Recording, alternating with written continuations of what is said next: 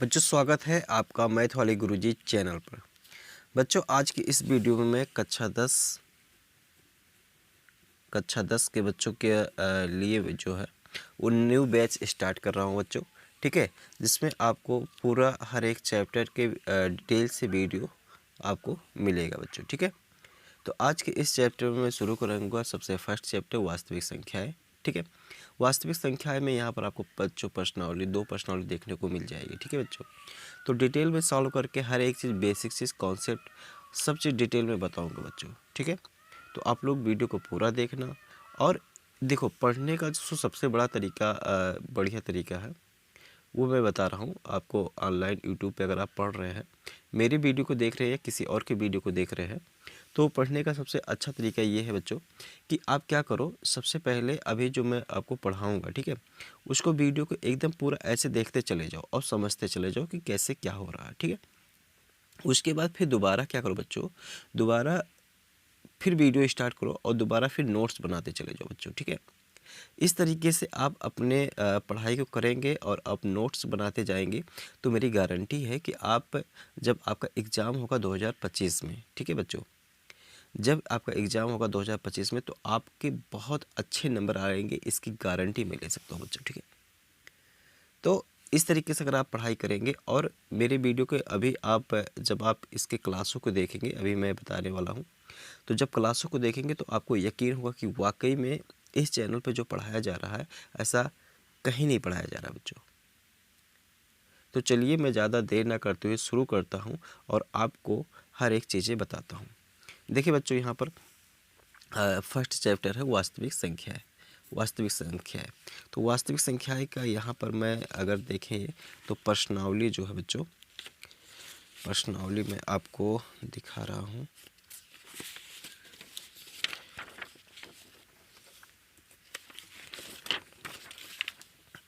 प्रश्नावली बच्चों यहाँ से स्टार्ट हो रहा है, प्रश्नावली 1.1। ठीक है, आपके पास अगर पुरानी बुक होगी तो प्रश्नावली 1.2 में ये होगा, तो उसको देख लेना आप। ठीक है, तो चलिए प्रश्नावली 1.1 के, क्योंकि मैंने पहले ही बताया न्यू बुक में बच्चों 2 ही प्रश्नावली दी गई है और 2 ही प्रश्नावली है भी, इसलिए मैंने पहले ही कहा था कि आप अगर बुक खरीदना तो नई वाली बुक खरीदना बच्चों, पुरानी वाली बुक मत खरीदना। क्योंकि जो नई वाली बुक में है जो जो क्वेश्चन दिए गए हैं वो क्वेश्चन बच्चों बोर्ड के एग्ज़ाम की दृष्टि से बेहद ही इम्पॉर्टेंट है। अभी जो मैं आपको ये प्रश्नावली करा रहा हूँ बच्चों ना, इस तरीके से बोर्ड के एग्ज़ाम में आपकी बार भी क्वेश्चन मिला था और आप लोग जब 2025 में एग्ज़ाम दोगे, बोर्ड का एग्ज़ाम का दोगे बच्चों, तो उसमें भी मिलेगा, गारंटी है, इसको देख लेना बच्चों। ठीक है, तो इसके सभी क्वेश्चन इंपॉर्टेंट है। तो चलिए मैं यहाँ पर बताता हूँ। ठीक है, देखिए यहाँ पर बच्चों फर्स्ट क्वेश्चन दिया गया है, प्रश्नावली 1.1 निम्नलिखित संख्याओं को अभाज्य गुणनखंड के गुणनफल के रूप में व्यक्त कीजिए। ठीक है बच्चों, तो देखो बच्चों प्रश्नावली बताने से पहले मैं इसके कुछ कॉन्सेप्ट को बता दे रहा हूँ, क्योंकि अगर कॉन्सेप्ट नहीं बताया रहूँगा बच्चों तो आपको हो सकता है कुछ चीज़ें कम समझ में आएगा। ठीक है, तो सबसे पहले मैं यहाँ पर आपको बता देता हूँ, जैसा कि यहाँ पहला जो कॉन्सेप्ट है मैं आपको बता रहा हूँ।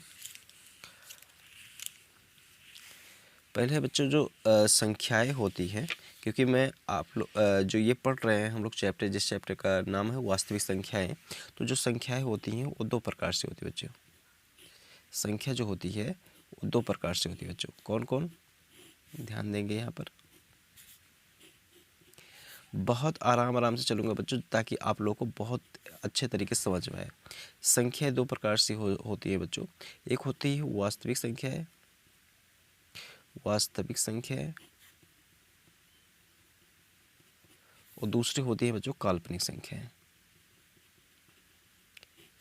काल्पनिक संख्या है। अब ये वास्तविक और काल्पनिक क्या होती हैं बच्चों, इसके बारे में समझिए। जैसे कि आप लोग मूवी देखते होंगे तो कुछ कुछ जो मूवियाँ होती हैं वो वास्तविक घटनाओं पे आधारित होती हैं, समझ पा रहे हैं, और कुछ जो होती हैं वो बच्चों काल्पनिक होती हैं। ठीक है, मतलब उसमें एक कल्पना किया जाता है कि ये पात्र ऐसे हैं, ठीक है। वहाँ पे कोई रियल चीज़ से कोई मतलब नहीं रहता है। तो आप लोग मूवी देखते होंगे तो वहाँ शुरू में लिखा रहता है, इसके सभी पात्र काल्पनिक है, किसी के मरने जीने से कोई यहाँ पर संबंध नहीं है। ये सब सारी चीज़ें लिखा रहती है। और वो जो वास्तविक संख्या है, ये वास्तविक जो चीज़ें होती है वो रियल में बिलोंग करती हैं, ठीक है बच्चों। तो ये वास्तविक संख्याएं भी ऐसे ही होती हैं। अभी मैं बता रहा हूँ वास्तविक संख्या। सबसे पहले समझते हैं काल्पनिक संख्या क्या होती है, ठीक है बच्चों। काल्पनिक संख्याओं को एक एग्जाम्पल के माध्यम से हम समझ जाएं यहाँ पर चाहेंगे कि अगर मान लो ये ऐसे लिखा हुआ, ये एक्स स्क्वायर इक्वल टू ऐसे 4 लिखा हुआ है, ठीक है। एक्स स्क्वायर इक्वल टू 4 लिखा हुआ है, तो मान लो ये -4 लिखा हुआ, ठीक है। एक्स स्क्वायर इक्वल टू -4 लिखा है, तो एक्स बराबर क्या हो जाएगा बच्चों बताओ, अंडर रूट में -4 हो जाएगा, ऐसे हो जाएगा ना। अच्छा, अब आप कहोगे सर जी अगर ये खाली 4 होता अंडर रूट तो इसका वर्गमूल निकाला तो 2 हो जाता। यही चीज़ तो बताना चाहता हूँ बच्चों, यही चीज़ तो आपको मैं बताना चाहता हूँ कि ये जो संख्या आई हुई है अंडर रूट में -4, यही संख्या है बच्चों काल्पनिक संख्या है।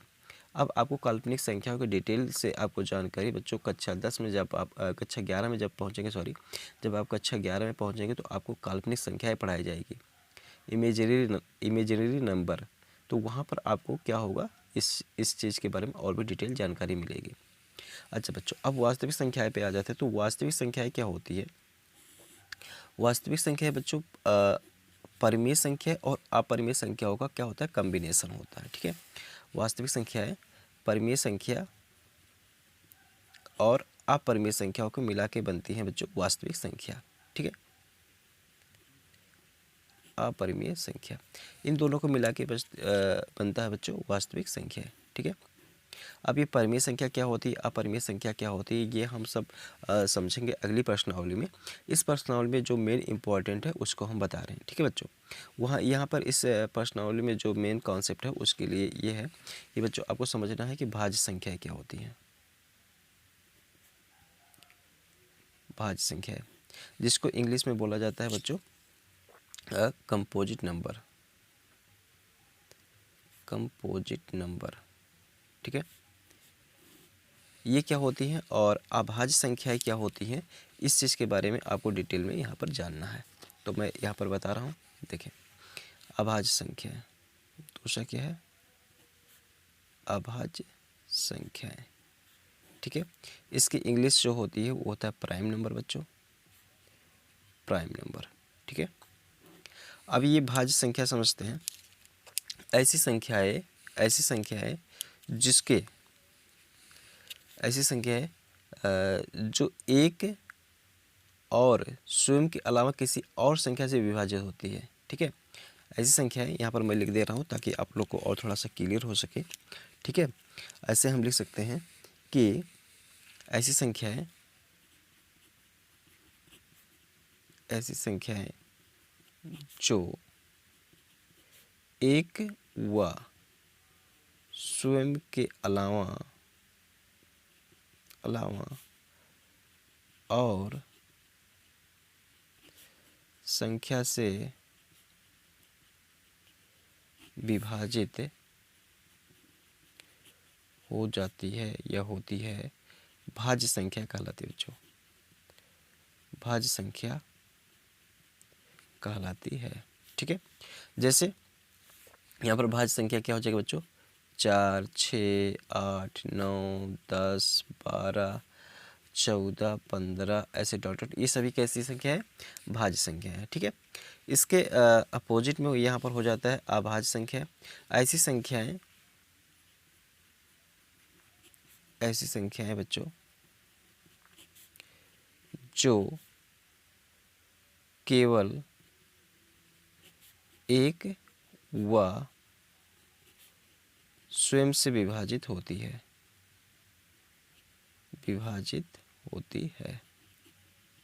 बच्चों वो कैसी संख्या कहलाती है, अभाज्य संख्या कहलाती है। यहाँ पर अभाज्य संख्या की स्टार्टिंग जैसे बच्चों ये होगा 2, 3, 5, 7, 11, 13 इत्यादि, ये सभी क्या होती है बच्चों, ये होती है अभाज्य संख्याएं, ठीक है, ऐसे, ठीक है। और एक और होती है वो होती है सह अभाज्य संख्या बच्चों, ठीक है। एक और होती है सह-अभाज्य संख्या, इसको भी जान लेना जरूरी है। सह-अभाज्य संख्याएं जिसको बोला जाता है बच्चों को प्राइम नंबर, ठीक है, को प्राइम नंबर। यहाँ पर बच्चों आज पता नहीं क्यों सही से चल नहीं रहा, तो मैं दूसरा पेन ले लेता हूँ। इसको क्या बोला जाता है बच्चों? को प्राइम नंबर, ठीक है। तो को प्राइम नंबर कैसी संख्याएं होती हैं? ये ऐसी संख्याएं होती हैं बच्चों जिनका ये CF ऐसी संख्या है, ऐसी दो संख्याएं, ऐसे लिखेंगे, ऐसी दो संख्याएं, ऐसी दो संख्याएं जिनका HCF एक होता है बच्चों, एक होता है, वो क्या कहलाती हैं? सह-अभाज्य संख्याएं कहलाती हैं, सह-अभाज्य संख्याएं कहलाती हैं। देखो बच्चों, स्टार्टिंग करने के लिए मैं डायरेक्ट चैप्टर भी पढ़ा सकता था, डायरेक्ट क्वेश्चन भी लगवा सकता था, लेकिन मैं ये चीज़ें बता रहा हूँ तो आप सभी के लिए बता रहा हूँ। तो आप लोग इसको वीडियो को पूरा देखिएगा, क्योंकि जब कॉन्सेप्ट ही नहीं क्लियर रहेगा तो बच्चों आगे आप सवाल लगा के क्या करेंगे, ठीक है। तो कॉन्सेप्ट क्लियर भी होना बहुत ज़रूरी है। तो यहाँ पर जैसे ये हो जाएगा बच्चों, जैसे अगर मैं कह सकता हूँ यहाँ पर 18, 25, ये हो जाएंगी दो संख्या है, ठीक है। और 13, 15, ये सभी कैसी हैं बच्चों? सह-अभाज्य संख्याएं हैं। ये सभी संख्या बच्चों सह-अभाज्य संख्याएं हैं, ठीक है। अब यहाँ पर जो आपको जो मेन चीज़ें समझने वाली है वो चीज़ें अब मैं बता रहा हूँ, ठीक है। वो है अंकगणित की आधारभूत प्रमेय, ठीक है। वो अंकगणित की आधारभूत प्रमेय क्या कहती है बच्चों? अंक गणित की आधारभूत प्रमेय बच्चों ये क्या कहती है? इसको मैं यहाँ पर लिखवा रहा हूँ। ये बच्चों कहती है कि प्रत्येक भाज्य संख्या, प्रत्येक भाज्य संख्या, प्रत्येक भाज्य संख्या को अभाज्य संख्या, अभाज्य संख्या के गुणनफल, के गुणनफल के रूप में व्यक्त किया जा सकता है, व्यक्त किया जा सकता है, तथा यह गुणनखंड, तथा यह अभाज्य गुणनखंड, तथा यह अभाज्य गुणनखंड,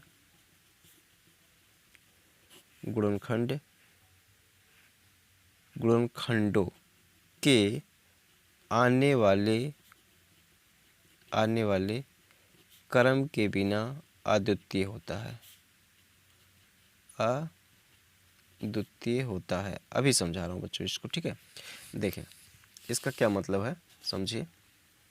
हमने जो यहाँ पर लिखवाया है, देखो ये कह रहा है कि प्रत्येक भाज्य संख्या को, जैसे यहाँ पर बच्चों 8 है, ठीक है, तो इसको हम क्या लिख सकते हैं? अभाज्य संख्या के गुणनफल के रूप में लिख सकते हैं। तो देखो 2 चौक 8 और 2 दूना 4 और ये 2 हो गया। तो 8 को मैं यहाँ पर क्या लिख सकता हूँ बच्चों? 8 बराबर 2 गुणे 2 गुणे 2। यहाँ पर बताओ बच्चों ये 2 2 2 क्या अभाज्य संख्या ही तो है, तो इसके गुणनफल के रूप में लिखा जा सकता है। यहाँ पर कुछ और क्वेश्चन ले लेता हूँ, मतलब मान लो ऐसे 15 ले लिया, तो 3 5 15 और 5 से ये कट गया, तो इसको 15 को क्या लिख सकता हूँ बच्चों? 3 गुणे 5 लिख सकता हूँ।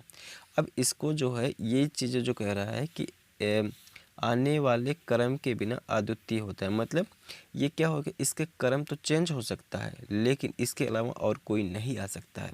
जैसे 15 का अगर अभाज्य गुणनखंड में निकालूंगा तो ये 5 और 3 ही रहेगा, लेकिन इसका क्रम आगे पीछे हो सकता है। ये सारी चीज़ें यहाँ पर अंकगणित की आधारभूत प्रमेय के में ये चीज़ें बताया गया है बच्चों, ठीक है, किसी भी भाज्य संख्या के बारे में, ठीक है। अब यहाँ पर देखते हैं कुछ आप लोगों को एक विभाज्यता के नियम कक्षा 5-6 में पढ़े होंगे आप लोग बच्चों, जिसको जानना जरूरी है। विभाज्यता का नियम, ठीक है, विभाज्यता का नियम। अब ये विभाज्यता का नियम क्या होता है बच्चों कि कौन संख्या 2 से कटेगी, कौन 3 से कटेगी, कौन 5 से कटेगी, ये सब सारी चीज़ की जानकारी आपको बच्चों होना चाहिए।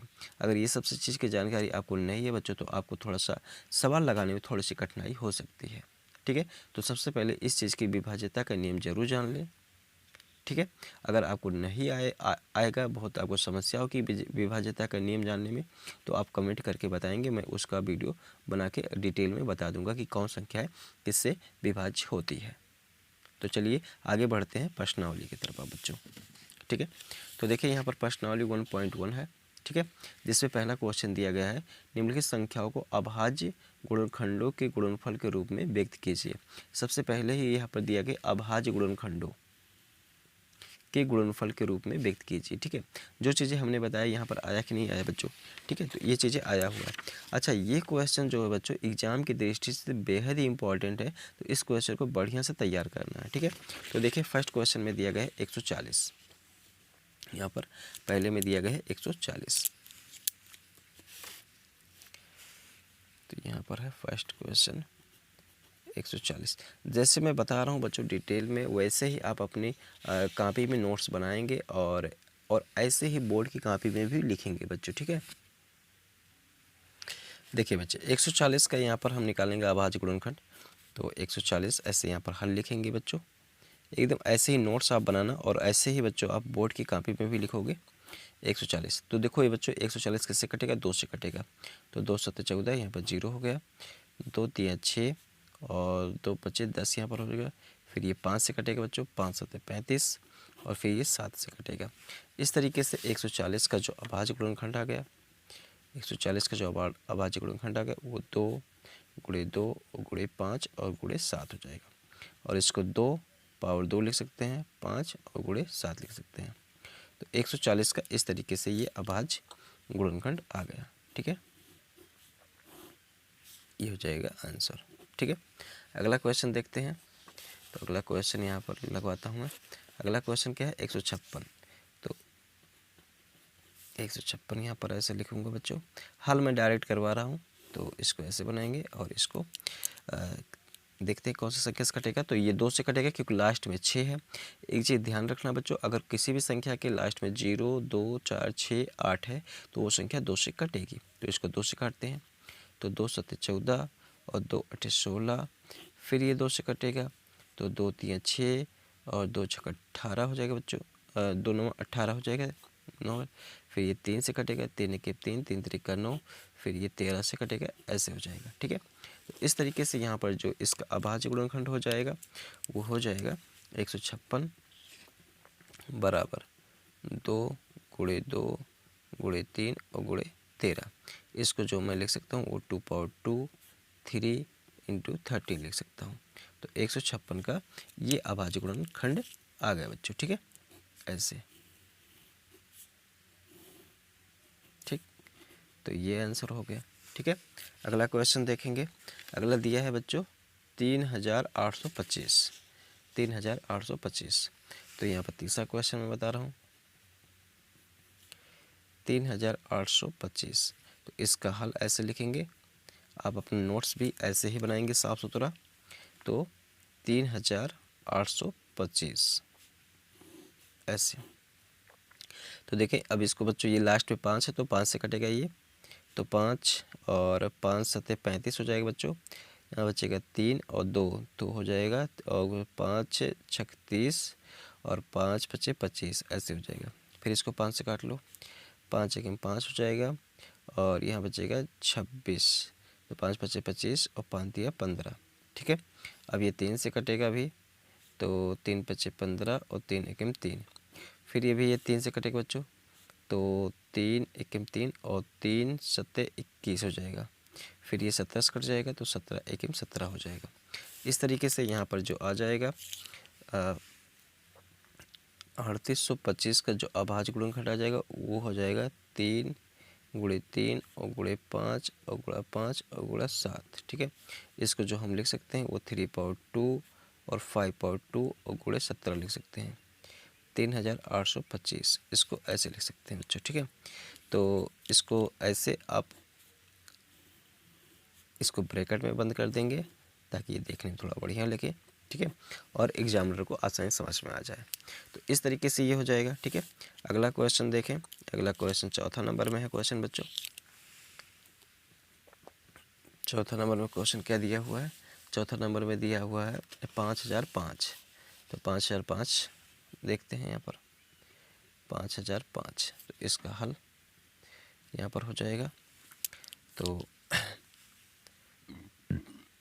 5005 ऐसे बनाएंगे, ऐसे। लास्ट में 5 है तो 5 से कटेगा, तो 5 एकम 5, 0 0, 5 एकम 5 हो जाएगा। अब ये किससे कटेगा बच्चों? यहाँ पर थोड़ा सा सोचना होगा, ठीक है। 1 0 0 1 है तो इसको थोड़ा सोचना होगा, और आप सोचेंगे तो आपको ज़रूर समझ में आएगा कि ये किससे कटने वाला है, ठीक है बच्चों। तो ये देखिए जो कट जाएगा बच्चों, वो कटेगा बच्चों 7 से कट जाएगा। तो 7 से यहाँ पर मैं काटता हूँ इसको। तो अच्छा, अगर आपको ऐसे नहीं समझ में आ रहा तो आप भाग करके चेक कर लेंगे। तो देखो मैं यहाँ पर भाग कर लेता हूँ साइड में ही। 7 से भाग करूँगा 1001 में, तो यहाँ पर जो हो जाएगा 7 एकम 7 हो जाएगा बच्चों। यहाँ पर 3 बचेगा और 0, और 7 चौक 28, यहाँ पर हो जाएगा 2 और 1 बचेगा, और 7 त्रिक 21। तो कितना हो जाएगा? 143 हो जाएगा, 143 आ जाएगा बच्चों, ठीक है। फिर इसको देखो कितने से काट लेंगे? तो इसको बच्चों मैं 11 से काटता हूँ। तो देखो 11 एकम 11 हो जाएगा, और 11 तिया 33। फिर यहाँ पर 13 से कटेगा, तो 13 एकम 13 हो जाएगा। तो इस तरीके से जो हो जाएगा बच्चों 5005 का जो अभाज्य गुणनखंड आ जाएगा, इस प्रकार से आ जाएगा। 5005 का अभाज्य गुणनखंड 5 × 7 × 11 × 13 हो जाएगा। इस तरीके से ये 5005 का अभाज्य गुणनखंड आ जाएगा, ठीक है। अगला क्वेश्चन देखेंगे बच्चों। अगला क्वेश्चन जो दिया गया है वो दिया गया है 7429, 7429। तो ये 5वां नंबर क्वेश्चन में है 7429। तो इसका निकालते हैं बच्चों हल, ऐसे 7429 इसको ऐसे करेंगे। तो इसको जो हम कटेगा बच्चों, ये कटेगा बच्चों 17 से डायरेक्ट कटेगा। तो इसको 17 से काटेंगे। तो जब 17 से भाग करेंगे यहाँ पर बच्चों 7429, तो यहाँ पर आ जाएगा 437, ठीक है। ऐसे यहाँ पर अगर आपको डाउट हो रहा है तो यहाँ पर भाग करके देख लो यहाँ पर बच्चों, ठीक है।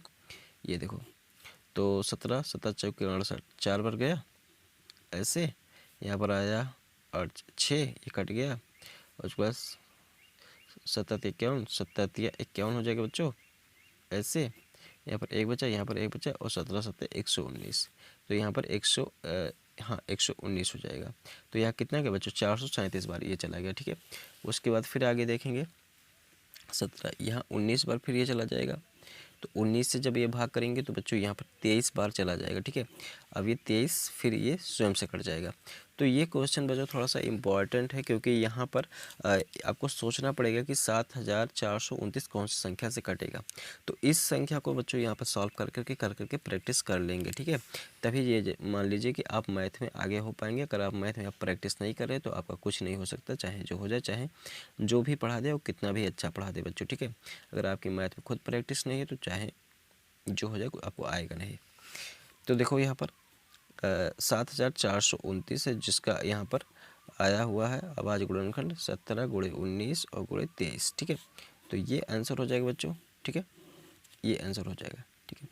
तो बच्चों आज के इस वीडियो में मैं यहीं पर ही रख रहा हूँ, क्योंकि वीडियो लगभग 20 मिनट से ज़्यादा हो जा रहा है। तो आज के इस वीडियो में आपको यहीं तक बच्चों प्रश्नावली 1.1 का फर्स्ट वाला क्वेश्चन कराया हूँ।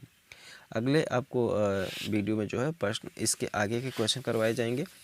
तो अगर वीडियो अच्छा लगा हो बच्चों तो वीडियो को लाइक करें, चैनल को सब्सक्राइब करें अगर नए हैं, और ज़रूरतमंद बच्चों तक शेयर करें, क्योंकि अब आपको इस चैनल पे ऐसे 20 से 25 मिनट के वीडियो मिलेंगे, जिसको आपको देख लेना है और बढ़िया से नोट्स बना लेना और तैयार करना है। बहुत ही कम समय में आपका सिलेबस पूरा होगा बच्चों। सबसे पहले सिलेबस पूरा होगा और आपकी तैयारी भी बेहतरीन तरीके से कराई जाएगी। तो अगर मैथ की तैयारी तो कराई जाएगी, और भी सब्जेक्ट की तैयारी कराई जाएगी बच्चों, ठीक है। तो चैनल को सब्सक्राइब जरूर करके रखेंगे, बेल आइकन को भी दबा लेंगे, जिससे हमारा वीडियो पड़े तो सबसे पहले आपको नोटिफिकेशन मिले और आप उस चीज़ को तैयार कर पाएँ। तो वीडियो देखने के लिए बहुत बहुत धन्यवाद।